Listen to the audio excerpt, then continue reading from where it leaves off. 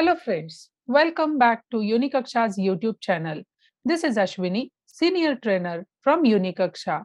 Friends, at Unikaksha, we try to deliver you sessions on the most happening and demanding industry relevant areas. Here, we try to explain you about many important things related to the specific areas. In today's session, I'm going to explain you about the Java source file structure.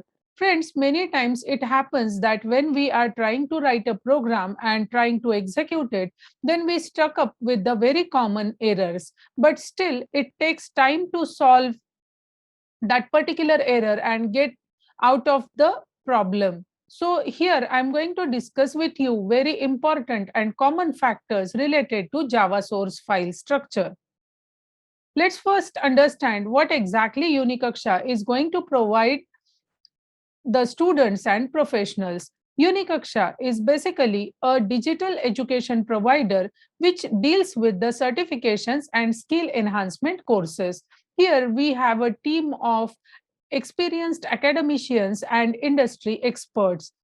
Our main areas are data science and machine learning, artificial intelligence, full stack development, AWS, Azure, Java, Python, robotic process automation, and digital marketing. We deal with many foundation as well as advanced courses.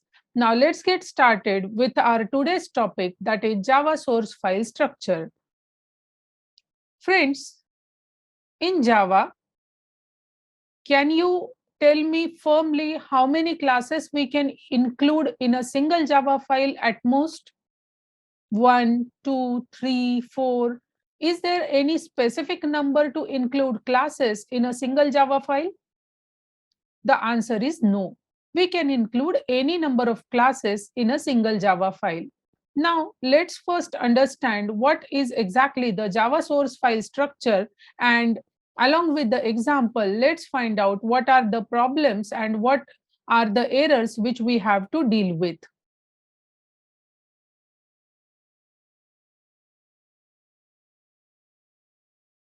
Friends, here I have written a very simple program, and name of that program is main1.java. As I told you, you can include a number of classes in a single Java program. So here I have included 4 classes in my program, and a very simple structure I have included here, nothing like executable commands or printf statements, nothing is included, just to show you how your Java program compiles or how it can be executed. Just to show you the naming conventions of Java, I have written a basic structure here. So I have written a program that is main1.java, and in that I have included 4 different classes, that is 1, 2, 3, and 4. Now let me know what kind of name we can give here to this program, whether we have to specifically give the name of a particular class. If yes, then which name should be given here, and if no, then how your Java program will get the name. So there are no such kind of naming specifications in Java related to such kind of programs, because whenever you are including the classes in Java program, then it is okay, you can give any name. Like I can replace the name from main1.java to unikaksha.java, or any class name can be also given. So unless and until you are not including any public class in your program, you can give any name to your Java program. Let's see how it can be compiled. So here I have already opened my command prompt, and I will try to give here the compilation command, that is javac. So I have written javac, and name of my program is main1.java. This is the way how we can compile our Java program. So I will press enter. Now it has been successfully compiled. But now we will go back to our program, and now let me know what class file will be created here and with what name. Whether it will create the class file named main1.java. If your answer is yes, then you are totally wrong, because it is not going to create any class file named main1.java. Okay, so Let me show you this again. Now here, if I try to execute Java main1, that is, I am trying to get my output here. If I press enter, then it will give me the error, that is, could not find or load main class, that is main1. Now, if we try to compile these programs, then what it will give you? It will give you the error, because here we have not included the main public static void main here. Okay, now here we have included class 1, class 2, class 3 and class 4. When we try to execute it, it will create the class files named 1 dot class, 2 dot class, 3 dot class and 4 dot class. Okay, so this is how your Java file works. Now here we have not included any kind of public classes, so you can give any name here. Now let's understand how many main methods you can include in a single program. So many students get confused here, that is, how many main method we can include in a single program. So you can include any number of main methods in your program. In my second program, I'm going to show you this. So this is my program demo1.java, and here I have included again 3 classes, class 1, class 2, class 3, and I have written 3 main methods separately. So this first main method is written for class 1, this second main method is written for class 2, and this third main method is written for class 3. Okay, now, and name of my program is demo1.java. Now let's check first how it can be executed. So what I will do is I will write javac demo1.java.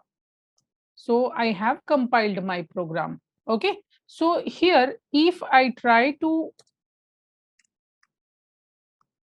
run my program with this, so definitely it will give me an error, that is, the main class not found or main class is not available. So here in this case, it is not again going to create a class file using demo1.class, but it will create the class file for all the classes which I have included in my demo1 program. So if I try to execute my classes separately, so if I write Java1, it will give me the output. See, it will print hello students. If I write Java and my second class name, it will give me the second printf statements. If I write Java and my third class name, so it will display me the output regarding that. Let's check it first. See, this is my class 1. Here I have included system.out.println, and here the it will print hello students. Now here it will print how are you all, and here it will print let's get started. Now check what kind of class files are generated here. See, here it had generated the class file, that is 2.class, 3.class and 1.class is also there. But if I want to check demo1, then there is no file such as demo1.class. Okay, so it will create how many classes you are going to write there. It will create separate files for each and every class there. Okay, so this is how it will work. Now the next question, that is, how many public classes you can write in a single Java program. So there is a rule now. So if you want to write a public class in your Java program, then at most one class you can include. Now the meaning of at most is either 0 or 1. It means only one class can be a public class. So let's check that as well. So if I write here a class as a public class, I made my class, that is class 1, as a public class, and I saved my program. How many classes I have written here? Only one public class. So let's check. I will compile the same program again. Now it has given me the error. What was the error? Class 1 is public and it should be declared in a file named 1.java. Most of the students at the beginner level always get this kind of error, and they don't understand what is the mistake, because they try to search and take a look on the structure of the class, the syntactical things of the class, but they don't think about this word public. Okay, so I will show you what is the error. When you are going to create a class as a public class, then you cannot give any name to your program, but you must have to give the name of that class whose declaration is a public class. So here you must have to give name of your Java program as one.java and not demo1.java. Otherwise, it will give you such kind of errors. So this is the first naming convention or rule. If you make it corrected, that is one.java, then definitely it will execute. So remember this always, that is whenever you want to include public class in your program, then at that time it must be only one public class at max in a single program. The second thing is, name of your program will be the name of that particular public class. Otherwise, it will generate the error. You can write n number of main methods, no problem. You can include n number of classes, no problem. But if you are going to include n number of public classes, then it will give you an error, because in Java, only one public class at max in a single Java program. So this is how it can be written. So these are all about the Java source file structure and the naming conventions of a Java program. I hope you understood all these things. Now, in my next video, I will come up with a new topic and try to explain you about all such kinds of errors and the problems which you have to face at the beginner level.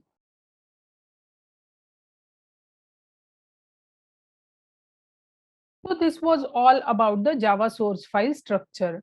If you want to learn such kind of more concepts from us, then please subscribe our YouTube channel and please do visit at Unikaksha. Till then, thank you so much.